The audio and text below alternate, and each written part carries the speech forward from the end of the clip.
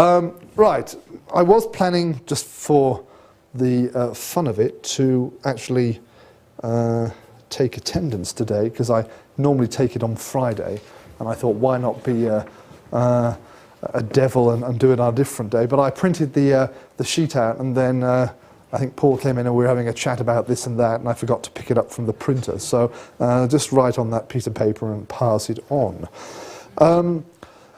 This week, we're going to be looking at Ecclesiastical Reform, the Papacy and the Holy Roman Empire, and then what we call the investiture conflict and the kind of conflict between the popes and the German emperors. On Friday, we will have two presentations.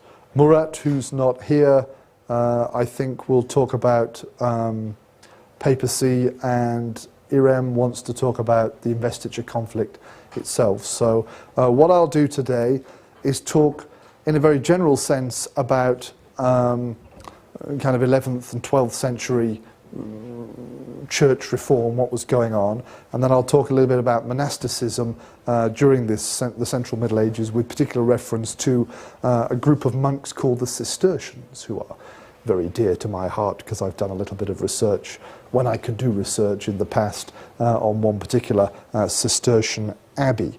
And then I'll leave some of the other material that is relevant here for Friday, because I don't want to overlap too much with the presenters. So, by the later part of the 10th and into the 11th century, many people in Europe, particularly people, I guess, in one position or another in the church, and people who were more religious or pious in their thoughts than others, believed that various things in the church, in the Latin church in Western Europe, were not as they should be. That organization, relationships, attitudes, all these things were not what Jesus Christ, in their belief, had intended or whatever. And so in various ways change was necessary. Change in a kind of personal way, change in a more hierarchical way, in the sense of reform or something like that. And so we see a number of developments beginning in the 10th century, but especially into the 11th and carrying on, which sees what we might call a kind of revival in aspects of religious life. And the popes come to play a very important part of that, and we'll be talking about them, as I said, especially on Friday. Excuse me, what was the time zone of the revival? Well, we see things beginning to some extent in some places in the 10th century, okay, but especially, I'd say, during the 11th century, so the 1000s. But I'll mention a few things in relation to a little bit earlier as well, okay? And this carries on down, well, we can say into the 13th century or later. Although it's always dangerous to simplify things, it's also useful to simplify things because it gives us some structure in which to think. So I would suggest, though it is a simplification, that these problems, as people perceive them to be, and therefore the solutions as well, but the problems initially, can be kind of seen in two ways. Firstly, they thought there was some, you might say, external threat or direct threat to the church in the broadest sense, which means Christianity in that biggest sense, okay? And this, in many ways, means people who were not formally members of the church, people who were not clergymen, who were not priests or whatever, had some direct control over an aspect of the church, okay? So here we're talking about things where someone who is a secular person, a lay person, who is not formally a churchman, who is in one way or another controlling some part of the church, whether it's who gets to become a bishop or who gets to control the local church and things like that. So in the locality. So there is this external, because it's coming from outside the church, and it is primarily controlled by, as I said, secular or lay people, and largely, of course, lay men. Secondly, and overlapping with this, so I'm not saying that these things are mutually exclusive or different, we see more internal problems, things which are problems relating to people in the church, organisation of the church itself, and in a sense we might call these kind of more indirect, if that's not the right way of putting it. And this relates in particular to the attitudes and behaviour of members of the clergy. Okay? So the ways in which priests are behaving in their personal life or in their life as officials of the church, all the attitudes they have and what they think they're supposed to be doing. And as I said, there is an overlap because there will be some influence here because of what's going on here. And it's particularly, they thought there were what might be called secular attitudes. These attitudes were not just bad attitudes, but they were primarily the attitudes of lay society, the ways that the laity carried on and behaved, perhaps quite reasonably, but that was not appropriate. That was not the kind of thing which we should be doing in the church. Okay? And I'll explain all of these. I'll give some examples of these in the next few minutes. So we've got the kind of literal external control in one way or another, or influence on the church by lay society in various ways. And then we have the behaviour and attitude of churchmen, which is seen to be in some ways a more secular way of behaving, or that's what it was seen as by the reformers, by the people who were reacting against this. And I think up to a point we can kind of see a number of reactions, a number of ways in this. One of the reactions would be to say we need to reform all of this. We need to change the way we do things formally, according to our rules, according to the day-to-day activities, to stop laymen controlling the church, or to make sure that priests have the right attitude. We need to control things. And this tends to come to a large extent from above, and we see especially high churchmen, bishops, but especially, of course, increasingly popes involved in trying to change some of these problems. Okay, so this is outward reform going on from within the church by particular people with power who want to sort these problems out. And I think we're going to be looking at some of these on Friday when we have, I think particularly, I hope, Murat's presentation then. If he doesn't mention those, I'll talk about those as well.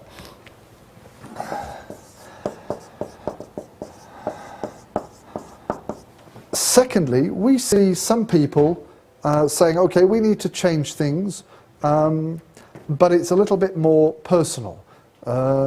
We're not going to go right to the top and try and reform the church from the top downwards and sort all these problems out. To some extent, we're going to try and escape from all that by creating something a little bit new, still part of the church, but rather than taking what exists and improving it, we're going to create a better situation within the church by doing something to some extent new. So the development of the new monastic orders that I'll talk about later in the class might fit into this. So instead of saying let's just reform what we've got, let's just go to another place, set up a new church and do it properly. We'll leave those guys to get it all wrong over there. We're going to do it right here. okay? So you're not reforming so much as doing something correct in a new part of the church and within. And that's, personal is perhaps not the right word, but it's more an individual reaction rather than a hierarchical thing or whatever. So the monastic orders of the, to some extent, 10th and 11th centuries, and then into the 12th century, and then in the 13th century, the Mendicant Orders, the friars, and so on, could be seen as part of this, okay? Things are wrong with existing arrangements. We're going to do something new rather than go to those places and improve them. Now, did anyone for the first essay do the one relating to Ecclesiastical Reform, Papacy, and so on? Elif? Okay, that's right. So feel free to contribute at any point as we go along or whatever, okay? So simply put, we have this kind of dual perception, but I'm not saying it's completely separate in some ways. And then we have a number of options of how we respond to that problem, how we deal with that issue, in a sense. Okay, let me say a little bit about the papacy first, although again we're going to look at that in more detail on Friday, and then I'll go through some more of these issues as we go along. So we've seen already, with reference to Charlemagne and then later Otto the First, Otto the Great, that arrangements in Rome, particularly who gets to be pope, and if everyone's happy with that, were not always very good. Okay, remember the pope at the time of Charlemagne allegedly had his eyes gouged out or his tongue cut off and all sorts of stuff. He was able to talk later on and so on, but some people were not happy that he was pope, and they made that felt in various ways. And that is clearly an example of this kind of thing. Okay, that the church was being controlled by groups of people to some extent kind of outside. Now, according to kind of tradition, and by this point, by the time we're looking at 10th, 11th century, okay, the choice of a new person as pope, when pope dies, usually it's when he dies, you have to find a new one, the tradition was that the new pope is elected by the clergy and the people of Rome with the consent of the emperor, with imperial consent, and obviously we're going there all the way back to the time of when we had emperors of one sort or another. But the focus is the clergy and the people of Rome. It's their bishop, remember. It's the clergy are the religious men in Rome, and the people are the flock of the bishop. So they in some way have some influence on that. So in theory, the clergymen and then ultimately the emperor have some input. But by the 11th century, basically a small number of very powerful Roman or maybe Italian noble families controlled who got to be pope. But they were rivals, so they didn't always like it if the other guys got in there first. So we have, what are their names? Let me just remember now. We have the family called the Tusculum Family, and at some point in the early part of the 11th century, I think they more or less chose 3 successive popes from among their number. Okay, someone who was a priest or something in their family was then made automatically into pope. And during this period as well, their main rivals was a family called the Crescenti, or whatever, who also wanted to choose pope, thought it was their right to choose the pope because they were very important in Rome and so on, and so they obviously were resentful if the Tusculum guys were successful. So one of the backgrounds that leads up to the conflicts between the emperors and the papacy is a situation when you have both of these families putting someone in, and you also then have the emperor in Germany coming along and saying, well, that's all wrong, I'm going to choose someone else, and you have 3 guys all claiming to be pope and so on, and obviously this is causing chaos, and then it builds up into the investiture conflict and the struggle between the emperors and the popes. But for us, it's one example of this kind of thing, okay? Noble families, powerful families who control social, political and economic life, feeling that quite naturally they should control the religious life of their community as well, and it doesn't seem a problem to them. If we look lower down in different parts of Europe and lower down away from the papacy, you see similar things going on as well, and it's often called, the concept is the proprietary church. This is the idea where a local noble man, feudal lord, okay, controlling most of the land in a certain area. He might be as big as a duke, or he might be more local or whatever, but feeling that just as he controls most of the people and most of the land in his region, so again, quite naturally, he gets to control the church. So he will decide who's going to be the new priest in the local church or something like that, okay? And is the word proprietary or proprietary? Proprietary. Proprietary. What have I written? A-R. Sorry. Thank you. Proprietary church, which is this idea, therefore, that the church is the property, in a sense, of the nobleman, okay? And for many people, probably in the 11th century, that was perfectly okay. There was no big deal of that, okay? He's the big guy, so what's the problem? He gets to choose the priest and so on, he owns the land or whatever. So a lot of people, particularly those outside of the church itself, but many in the church who gained from that, probably had no big problem with this arrangement.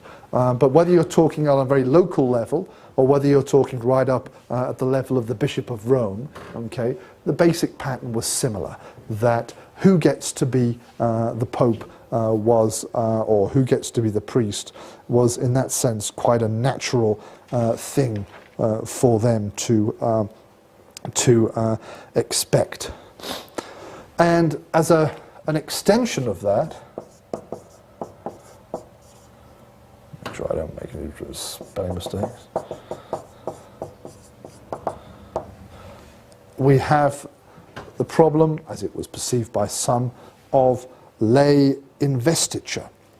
So that's not just choosing who gets to be the priest, but that the local nobleman or whatever will actually be involved in the ceremony that makes someone the priest of a church or whatever, and gives him the vestments and the symbols that make him a particular part of the church and so on. So the local man is doing all of those things as well. And again, for many people, they wouldn't have perceived that as a problem, because many positions in the Middle Ages had similar ceremonies and so on, where you were given things and so on. In a few weeks' time, for example, when we look at chivalry, we'll talk a little bit about becoming a knight and the concept of being dubbed a knight, which was a formal ceremony that a young man went through when he'd received a certain amount of training and was thought to have a certain amount of skill, okay? And he was therefore inaugurated into that position by someone else from outside, joining many of the guilds which organised economic life in the Central and later Middle Ages in medieval towns. Again, you know, it was a formal process of being brought into the guild, a similar process, a little initiation ceremony and so on.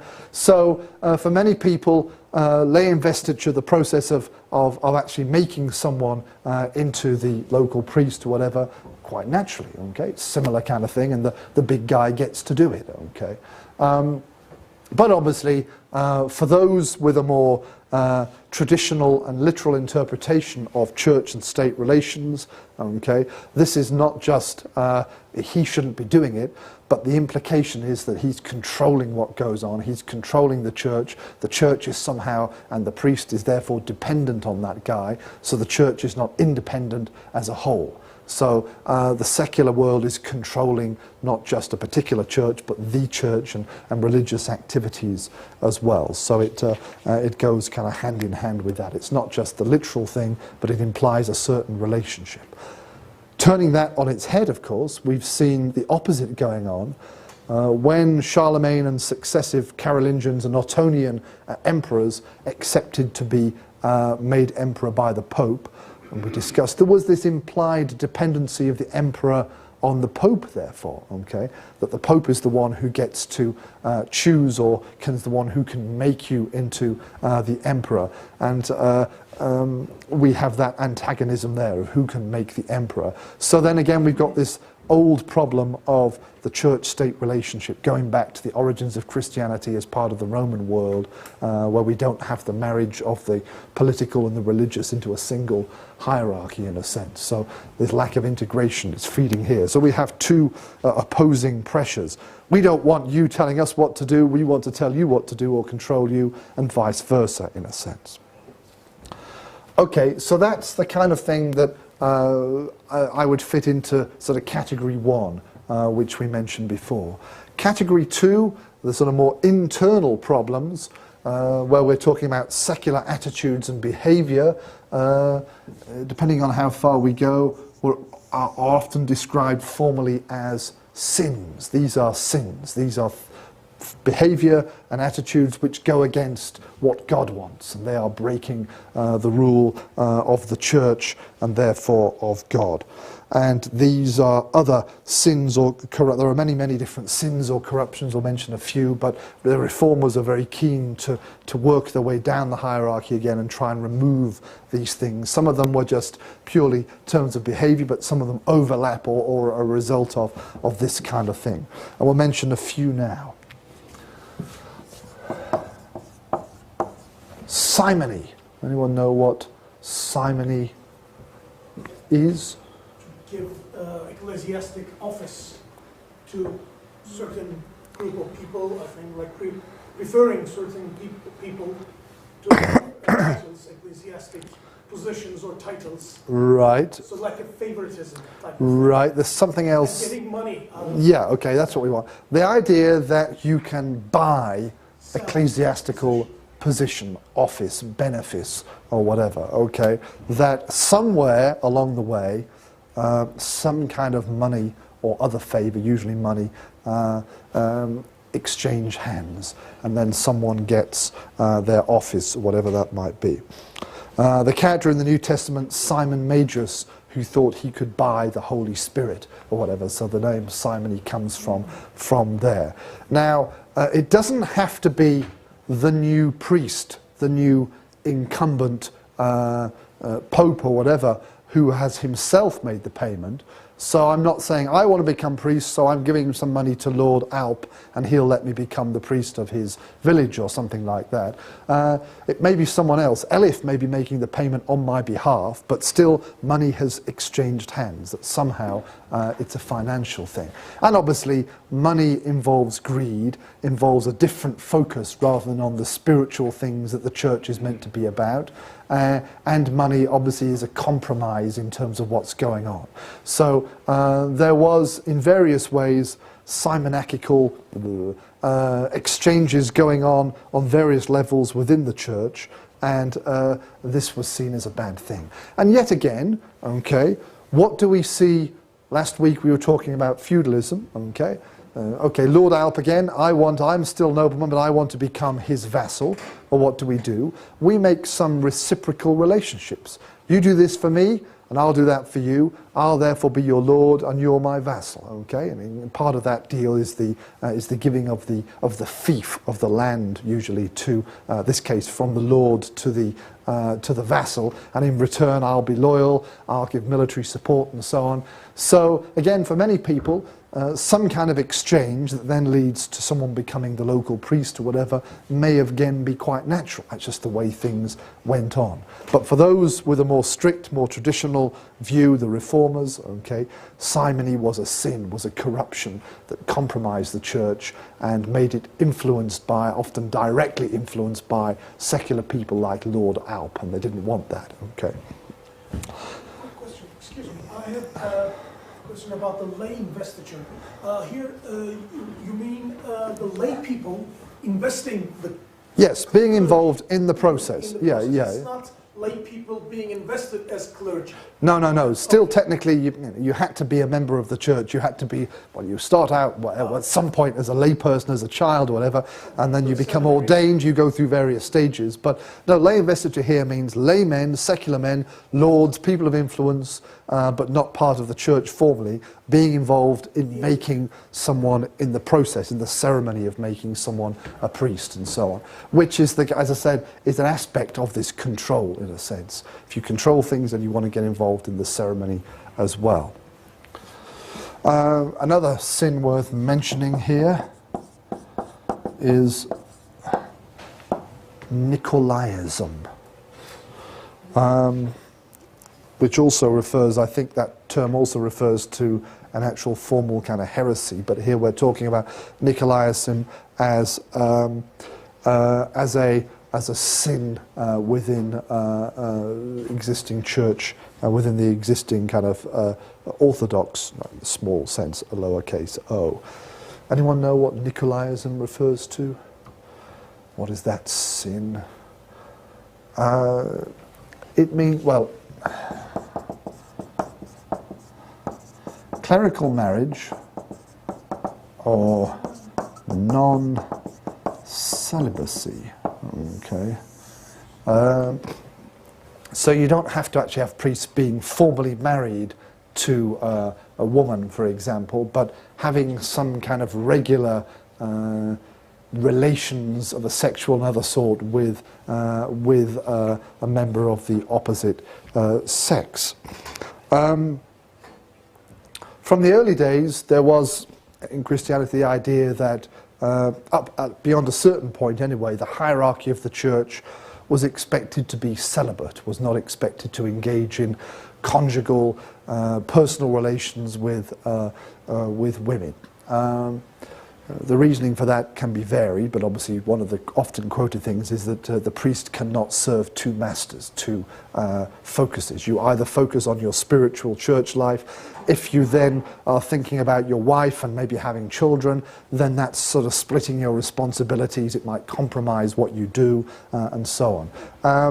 How that was interpreted during the early Middle Ages varies quite a lot.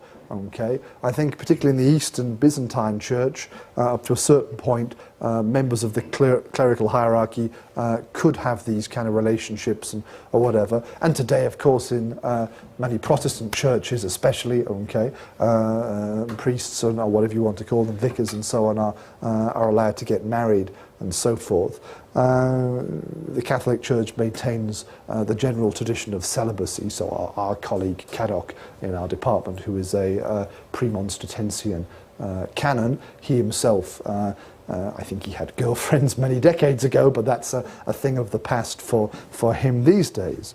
But it was seen by many people obviously as, again, one of these influences of the secular world. In the secular world, men and women get together, get married or whatever, have children, and so this kind of thing, which to a large extent existed in various ways in Western Europe, was then seen as a bad thing. So it was perceived as a problem. We mentioned last week, with reference to Otto the Great, his plan B to try and undermine the power of the dukes was to use the church as his vehicle for administration and so on. And of course, if the churchmen themselves have got sons, then they might want to accumulate power and wealth and pass it on to their sons and families. So obviously the church needs to be essentially a bunch of independent, focused guys who will then just do one thing and not be thinking of other aspects of their life as well. And lastly, we can mention this one, should be quite easy to guess, if we don't know already, pluralism. Not pleurisy, that's some kind of a disease. Pluralism should be easy one to guess here. Different doctrines? No, different is right, but not the doctrines. It's a plurality of something, a plurality of... Words. What? Words. Words? Well, we had plenty of words on here, but not in this case. A plurality of ecclesiastical office. Okay, so being the priest of more than one church, for example, okay, which means a number of things. Firstly, of course, being a priest involved making some kind of an income, collecting what became later on tithes from the local community to support a local church, for example, being able to administer after a certain point justice through ecclesiastical courts or whatever. All of these things was a way of bringing in a certain amount of money, perhaps land and other things to the particular church. So if you had more than one of those, then you were accumulating more than one source of kind of personal income and power. So that was a negative thing. Secondly, a person cannot be, well, until the days of the internet or whatever, a person cannot be in more than one place at one time. So if you're in this church, you're not in that church looking after the people there and making sure that they're doing well and so on. So pluralism, particularly when you get to the level of kind of 3 or 4 offices, is obviously you're not doing your duty properly or fully and so on. But there were many pluralist ecclesiastical people during the Middle Ages, including all the way up to bishops and so on, who a while had more than one bishopric and so on. So again, this is one of these sins which was being attacked by the reformers. It's perfectly okay for Lord Alp to have a few manors here and a few manors there, but it's not a good idea for Priest David to have more than one office. That's what they're saying. Alp? I could have a bunch of manors here, a bunch of manors there, but the manors could not have more than one board. The same problem emerged as far as vassalage is also concerned, right? Well, yeah. If you spread yourself too thinly, you can't do too many things at once, I suppose. You can't actually be in all your manors and make sure, but you have bailiffs and other people looking after them, hopefully, on your behalf. And you'll spend most of your time off fighting for the king anyway, or something like that. So you're not necessarily there. But obviously the relationship between a priest and his congregation, his flock, is meant to be rather more personal one in that sense as well. Whether it's a bishop looking after the people of the diocese, or a local churchman looking after the people of his parish, or whatever you want to call it. So, yeah, there are similarities in terms of the negative sides, but in terms of the reformers, this was another one of these sins. So there are a few other things we could mention, but basically some of the big problems, big issues that these guys had problem with, simony, Nicolaism, pluralism, and then the things we mentioned earlier, the kind of literal influence from the outside. Excuse me, so Nicolaism is the idea that supports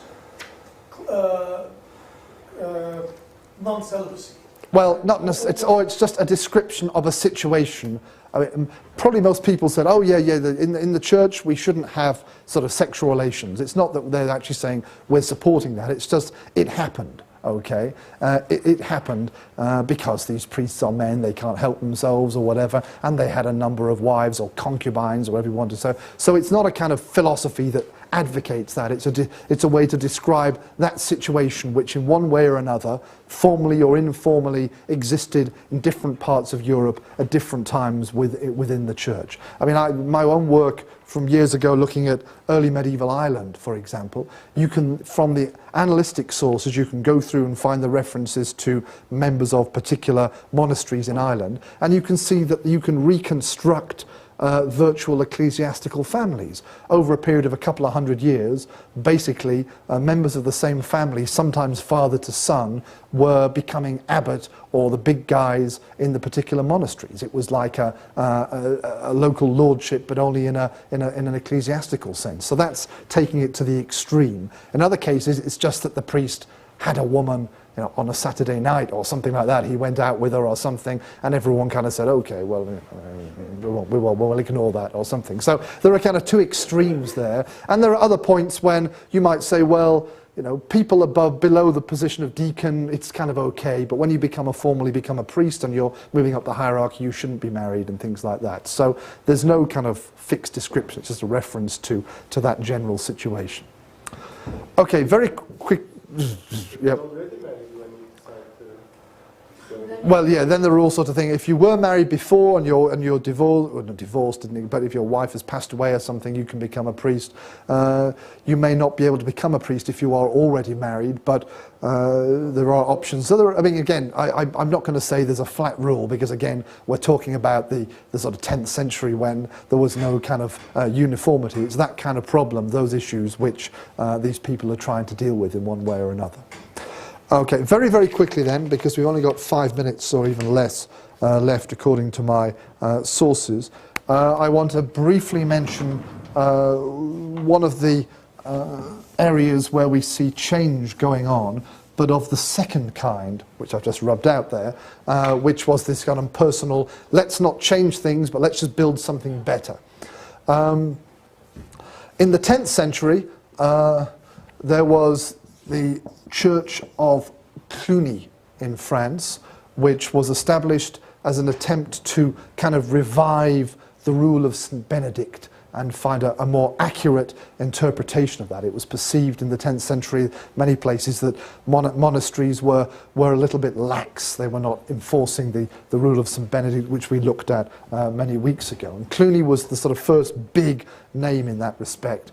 And for about 100 years or so, Cluny built up a reputation and spread and built new houses under it, which were seen as achieving this. But gradually, by the end of the 11th century, Cluny was seen as accumulating wealth and as somehow have compromised its position and as failing in that respect.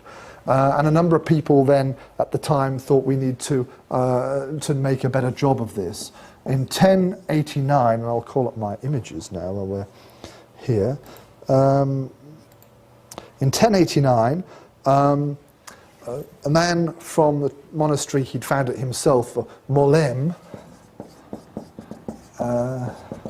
went away from his church there to another church in France, Citeaux, okay, and got away from the world and tried to found a new church where they would again try and achieve the proper interpretation and application of the rule of St. Benedict.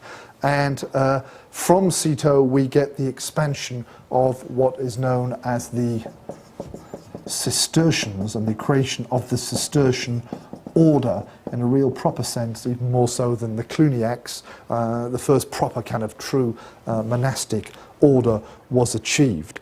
If we go down here, we see by the early 12th century, within just over 10 years, a number of other houses had been established which were connected to Citeaux in France. And then by the 1120s, we see the movement into, it's not marked on here, but the movement into Italy and Germany, and also in 1128, I think, into what is England, and then afterwards elsewhere. And by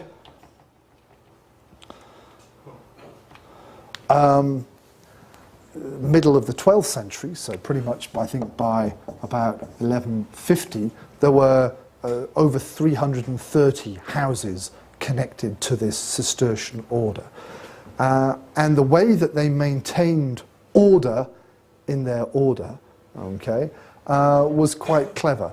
Firstly, you have one of the houses here, and from there we say, okay, a few guys are going to leave here and they're going to go and establish a new house.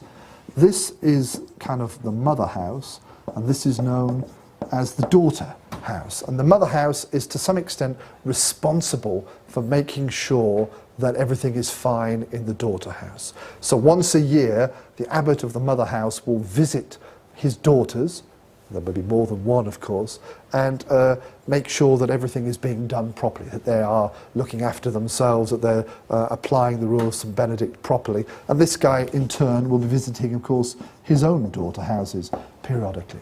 Once a year also, and again in theory, all the abbots from these houses had to go to Citeaux for the general chapter, a general meeting where general policies but problems in individual houses would be discussed as well.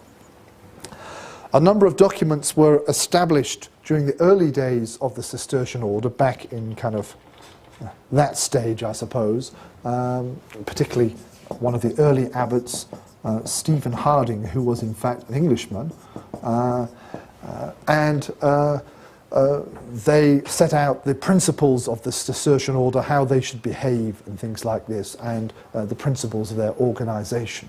They emphasized spirituality, they emphasized poverty, we've seen all that before. They also emphasized work, and they emphasized an attempt to keep away from the secular world. So they usually built their monasteries not in towns, not near towns, but they tried to find places that were not close to where other people were living, so they could be separate. To make sure they didn't even have to interact with the rest of the world too much, they acquired land and set up farms, which they called granges in English, which were farmed either by the priests or by lay brothers who were actually members of the community. They were not priests, but they were laymen, but they were part of the community. So they were not having to exchange too much with people outside of their own little community and so on.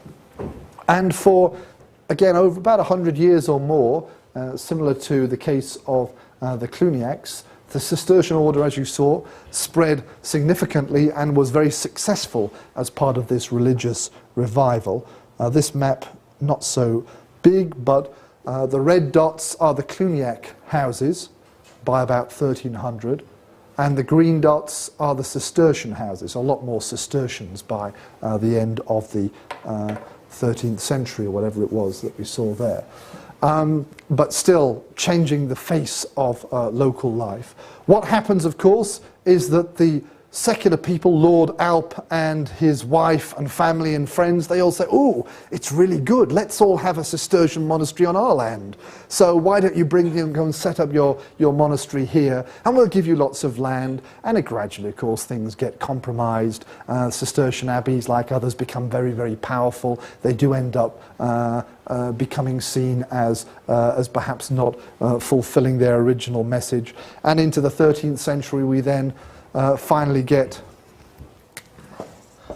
a completely different approach, the Mendicant Orders, or the friars, who have a different approach. Again, they're orders, they're fixed with certain rules and so on, and a certain philosophy, a certain ideology, but they're getting away from the models that the monks, the Cistercians and others have been doing, and they come up with a different way of leading a religious life, often going out into the world and preaching, for example, in some cases, and things like that. So we go through these kind of phases of revival, of decline, and then of a new movement, but again stepping outside rather than reforming, of stepping up and creating something in a sense new. Right, we'll stop there. It's 4:30, just after 4:30, so I'll let you go. On Friday, we will have the two presentations. We'll look at particularly at the history of the papacy during this period, I think. We'll talk a bit about the relationship between the empire and the papacy, and all of you should read the small number of documents that I linked to on Moodle relating to the conflict between the emperors and the popes and their not often very friendly relations with one another. Okay, see you all on Friday. Yep.